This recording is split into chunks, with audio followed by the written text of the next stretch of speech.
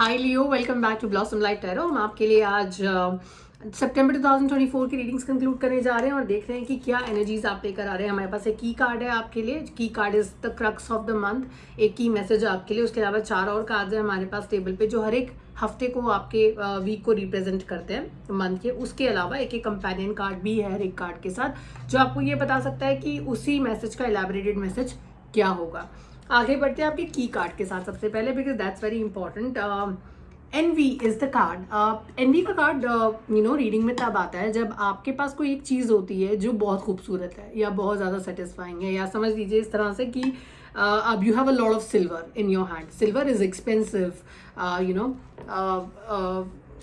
Ornament, but आपको सामने वाले का गोल्ड देखकर आपको बहुत ज़्यादा यूर जेलस ऑफ इट। आपको लगता है उसके पास बहुत ज़्यादा है या बहुत ज़्यादा अमीर है, या आपके पास खुशियाँ जितनी हैं उससे आप खुश नहीं हैं। दूसरे इंसान के पास जो भी है खुशियाँ या दुख भी है, आपको उनसे जेलसी है। तो ये कुछ इस तरह का मैसेज कार्ड में आता है। अब ये आप हैं, आपके आसपास कोई है, इसको हम कार्ड से एलैबोरेट करेंगे, कार्ड्स के साथ क्लैरिफाई करेंगे। That's important. पहला जो है ये कार्ड है, ये क्योंकि एनवी को रिप्रेजेंट करता है, यहाँ पर किसी ऐसे इंसान का प्रेजेंस है। This is a character, this is a code card. Code card जब आते हैं रीडिंग्स के अंदर किसी कैरेक्टर को डिफाइन करते हैं। कोई स्ट्रिक्ट पर्सनालिटी है, बहुत ज़्यादा अथॉरिटेटिव पर्सनालिटी है। मुझे ये एनवी कार्ड के साथ थोड़ा सा कनेक्ट होते हुए नजर आता है। कोई ऐसे इंसान जो कि बहुत अथॉरिटेटिव है, बहुत पावरफुल है, and someone who has authority in his और हर हैंड। उनके हाथ में पावर है, ठीक है।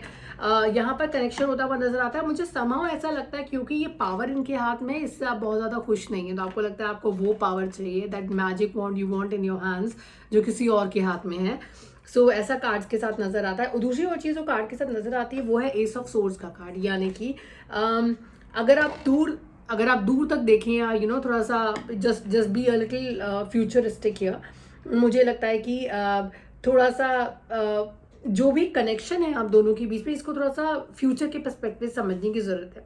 ये समझिए क्या रिलेशनशिप फ्यूचर है इस रिलेशनशिप का कोई या नहीं है। दूसरा क्या आप साथ चल पाएंगे। और यहाँ पर परेशानी ये भी है कि आपने अपनी इंटेलिजेंस जो है, जो कि सोचने समझने की पावर होती है, समहाउ आपने वो साइड पे छोड़ दिया है।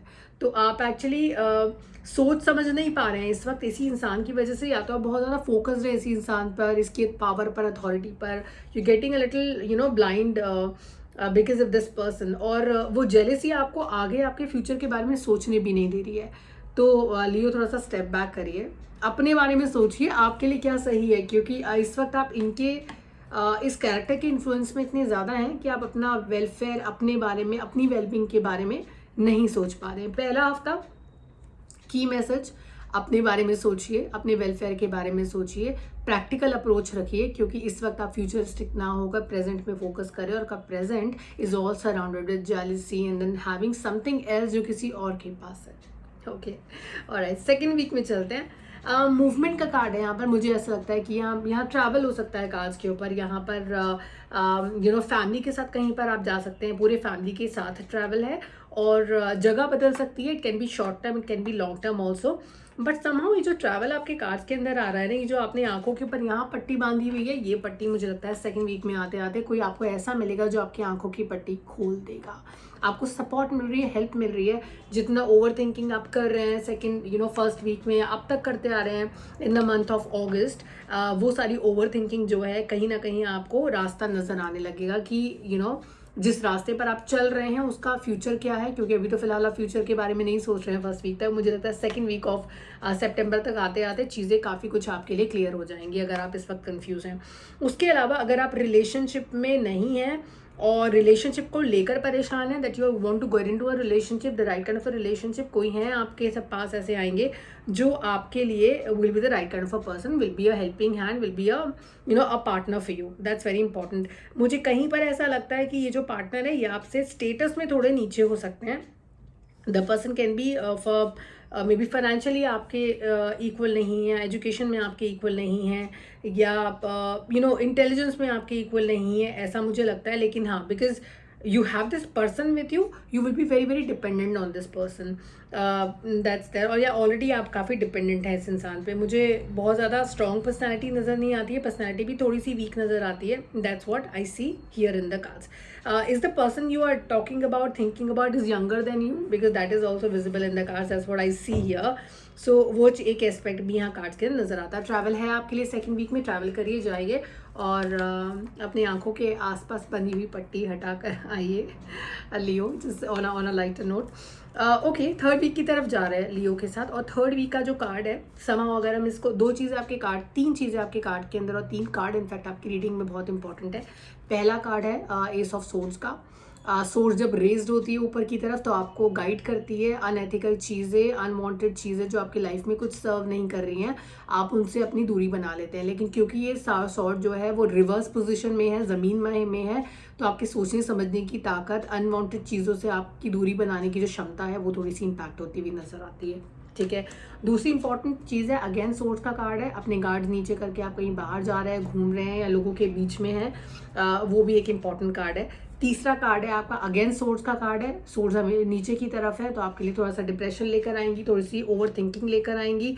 आपकी सोच, इंटेलिजेंस जो होती है, जब भी card just to learn a bit of a tarot from this reading, जब भी सोर्ड्स रेज्ड होती हैं उनकी पोजीशन स्ट्रांग होती है. लेकिन जब वो रिवर्स पोजीशन में होती है, they are actually not raised beat any other position they are in, वहाँ पर आपके जो मेंटल स्पेस होता है, जो मेंटल कैपेबिलिटी होती है, वो उतने बढ़िया तरीके से काम नहीं करती है जितने अच्छे तरीके से करना चाहिए. अगर थर्ड वीक की बात करें, यहाँ पर भी सोर्स की प्रेजेंस है. लॉस दिखता है कार्ड्स के अंदर, तो कोई चीज़ खोने का डर है या फिर आप ऑलरेडी खो चुके हैं. क्योंकि ये 9 नंबर का कार्ड है तो साइकिल ऑलरेडी एंड हो रही है, यानी कि आपके किसी चीज़ को खोने का वक्त आ गया है. अगर ये 10th का कार्ड होता तो मैं आपको और बता दी. एक और चीज़ जो कार्ड में इंपॉर्टेंट है वो है आपका 5th card, which is again a sword card. Third party relationship, unethical relationships, extra marital affairs, अगर वो चल रहे हैं तो उनके ख़त्म होने का या उनसे आपको पेन मिलने का जो है अब वक्त आ गया. तो you will be in a situation wherein you will get a lot of pain out of this relationship. तो अगर आप अभी स्टेप बैक कर सकते हैं, सोच सकते हैं इस बारे में, तो प्लीज़ सोचिए, क्योंकि कार्ड्स काफ़ी कुछ उस तरफ इंडिकेट करते हैं, रिलेशनशिप की तरफ. थर्ड वीक की ही अगर हम बात करें, जहाँ पर सोर्स का कार्ड था, जहाँ पे लॉस दिख रहा था, ये लॉस इज समथिंग, किसी चीज़ के बारे में जो कि आप बहुत टाइम से वेट कर रहे थे. थर्ड का कार्ड है 3 ऑफ सोर्स का, वॉन्ड्स का कार्ड है आपके साथ. जब वॉन्ड्स कार्ड आते हैं और 3 ऑफ वॉन्ड्स आता है स्पेसिफिकली, और ट्रेडिशनल टैरो डेक में आता है, वहाँ पर हम ऐसे सिचुएशन में होते हैं जहाँ पर हमने बहुत इन्वेस्ट किया होता है और अब हम अपने रिटर्न्स का वेट कर रहे होते हैं. उस कार्ड में आपको यहाँ पर ये ईगल नज़र नहीं आएगा, लेकिन इस कार्ड में ईगल नज़र आ रहे हैं. इसका मतलब आपका जो आउटकम है वो वापस आ रहा है, and that is the result is a loss. तो जो आपने इन्वेस्ट किया था उसके बदले में आपको कुछ नहीं मिलेगा, उल्टा आपका नुकसान होने वाला है. फोर्थ वीक की बात कर लेते हैं, आगे बढ़ते हैं. अब फोर्थ वीक में जो है कार्ड था आपका 3 ऑफ सोर्ड्स का. हार्ट ब्रेकिंग कार्ड है, दिल टूटने वाला, लॉस हो सकते हैं, that is also there in card. Extra marital affairs में अगर आप हैं, एक्स्ट्रा मैरिटल रिलेशनशिप्स में अगर आप हैं, तो यहाँ पर ये लॉस कार्ड्स में नजर आता है, यानी कि अगर हिडन था तो ये सडनली वापस आ जाएगा. अगर आप ऑलरेडी थर्ड पार्टी रिलेशनशिप में है, किसी और की लाइफ में थर्ड पार्टी हैं, या कोई और आपकी लाइफ में थर्ड पार्टी हैं, this is a month of justice.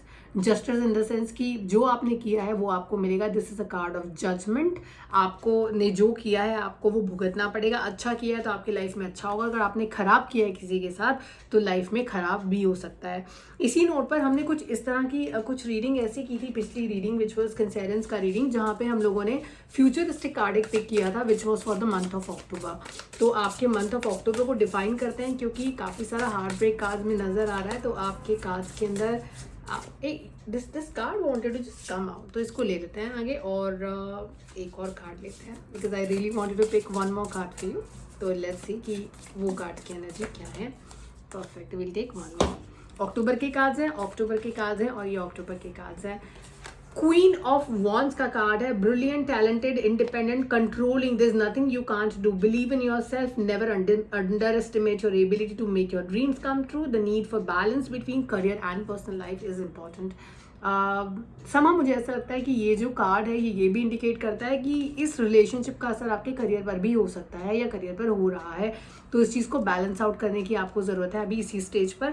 और अगर आपको ऐसा लगता है कि you can't really come out of this relationship, then this is not true. आपके पास बहुत कैपेबिलिटी है, आप जो चाहें वो कर सकते हैं, लेकिन एक्चुअली अगर आप रियल में वो चाहते हैं करना तो आप कर पाएंगे. फोर्थ वीक की हम बात कर रहे हैं, अक्टूबर के मंथ की हम बात कर रहे हैं. I am just stuck with the fourth week right now. It is a 3 of wands का कार्ड है। Planning for the long term abundance from past choices, pride in the success of your labour, be patient as you decide what's next. एक important चीज़ जो मैं यहाँ पे focus आपको बताना चाहूँगी, वापस I will take you to the third week of September. ये थर्ड वीक में जिस चीज़ की आप चाह कर रहे थे, जो चीज़ आप वापस चाहते थे और जो आपको लॉस देकर जा रही है, वही सेम अपॉर्चुनिटी, कुछ ऐसा ही एक नया अपॉर्चुनिटी मुझे ऐसा लगता है कि आपको और in fact not new, what I see is कि जो प्लानिंग आप यहाँ कर रहे थे या जो प्लानिंग में आप फेल हो गए, मुझे समहाउ लगता है वापस उसी प्लानिंग पे आने वाले हैं। I mean that is, I am sorry but then that is called stupid, because आपको पता है यहाँ आपको नुकसान होगा, लेकिन अक्टूबर में फिर से आप क्योंकि खो चुके होंगे इस चीज़ को, आप फिर से उसे पाने की कोशिश करेंगे, which is in the month of October. आप अपना टाइम वेस्ट करेंगे, इसीलिए शायद क्वीन ऑफ वॉन्ड्स आई हैं आपको ये बताने के लिए कि लिसन, बैलेंस इट आउट। अब वक्त आ गया, अपनी लाइफ को बैलेंस करें, अपने आप को बैलेंस करें, क्योंकि आप बहुत टैलेंटेड हैं, आप बहुत क्षमता रखते हैं आगे जाने की, लेकिन अगर आप इन्हीं चीज़ों में फंसे रहेंगे तो आप आगे नहीं बढ़ पाएंगे। फाइनेंसेस से रिलेटेड कोई कार्ड अभी रीडिंग्स के अंदर नहीं है। मुझे लगता है कि अगर फाइनेंशियल डिसीजंस आप इस मंथ में लेना चाहते हैं तो प्लीज़ उन्हें होल्ड करिए, क्योंकि चांसेस हैं कि आपको लॉस हो सकता है। किसी तरह के स्टॉक मार्केट में, ट्रेडिंग में इन्वेस्ट मत करिएगा, चीज़ें बहुत अनसर्टेन हैं अभी आपके लिए, तो आपको अभी इन्वेस्ट नहीं करना चाहिए। Reading is beautiful, I wish you all the best. अपने ऊपर फोकस करिए, दूसरों की चीज़ों पर फोकस मत करिए। आपके पास जो है वो भी सोना है, और जो दूसरे के पास है वो उसकी किस्मत का है, तो वो उसकी किस्मत का सोना है, तो उसे उसके पास रहने दीजिए और अपनी चीज़ अपनी लाइफ को इम्पोर्टेंस दीजिए, आगे बढ़िए। फिर से मिलेंगे अक्टूबर 2024 में आपके नई रीडिंग के साथ। तब तक अपना ध्यान रखिए, खुश रहिए। Will see you soon, bye bye.